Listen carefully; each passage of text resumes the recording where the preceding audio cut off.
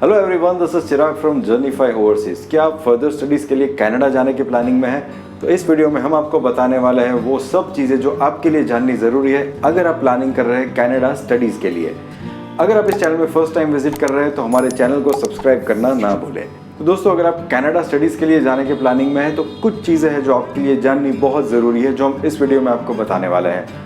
अगर आप Canada study के लिए जाना चाहते हैं तो फर्स्ट स्टेप है आपको IELTS एग्जामिनेशन देनी है, और IELTS एग्जामिनेशन में आपको मिनिमम 6.5 बैंड स्कोर करने हैं और not less than 6 in any individual skills. जी हाँ, आपको कम से कम 6.5 बैंड होने चाहिए और हर एक इंडिविजुअल स्किल्स में कम से कम 6 बैंड्स होने चाहिए, not less than 6। Second thing, you need to select the right course and right school और यूनिवर्सिटी जहाँ पर आप जाके पढ़ना चाहते हैं। तो आपने पास्ट में जो भी पढ़ाई की है उसके बेसिस के ऊपर आपको डिसाइड करना है कि आप कनाडा जाके कौन सी स्ट्रीम में आगे पढ़ाई कंटिन्यू करना चाहते हैं और कौन सी यूनिवर्सिटी से पढ़ाई करना चाहते हैं। दोस्तों, स्कूल और यूनिवर्सिटी सिलेक्ट करने के टाइम एक बात का खास ख्याल रखिए कि जो भी यूनिवर्सिटी आप सिलेक्ट कर रहे हैं वो DLI यानी कि डेजिग्नेटेड लर्निंग इंस्टीट्यूट हो, क्योंकि आगे एडमिशन प्रोसेस में और वीज़ा प्रोसेस में आपको उसका DLI नंबर मेंशन करना बहुत ही ज़रूरी है। तो at the time of admission please check and ensure कि आप DLI इंस्टीट्यूट में ही एडमिशन लें।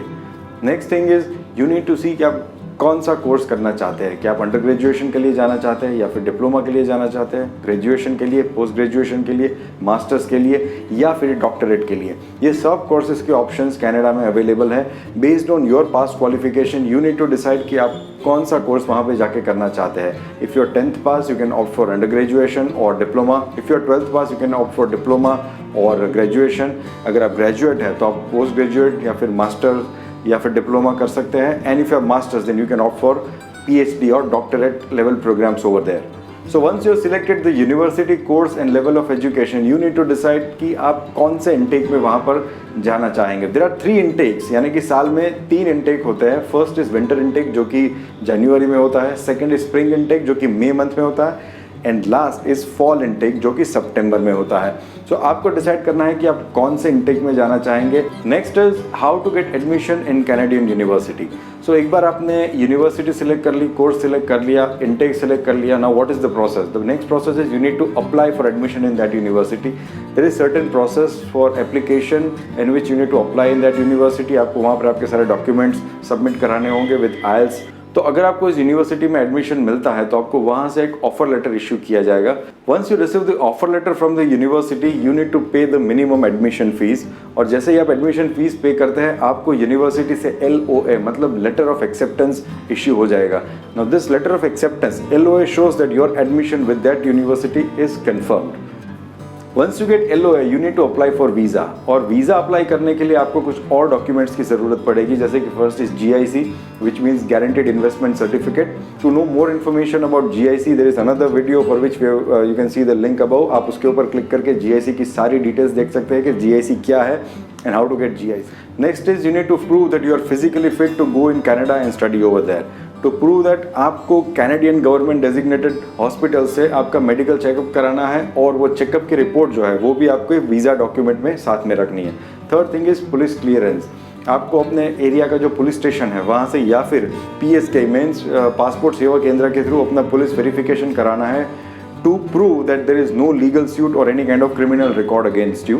Other than that you need SOP यानी कि statement of purpose which would be a letter जिसमें आपको मेंशन करना है that why do you think you want to go to study in Canada, why do you think you are eligible for this, why do you think that this is a good option for your future. So there is a specific format in which you need to prepare your SOP.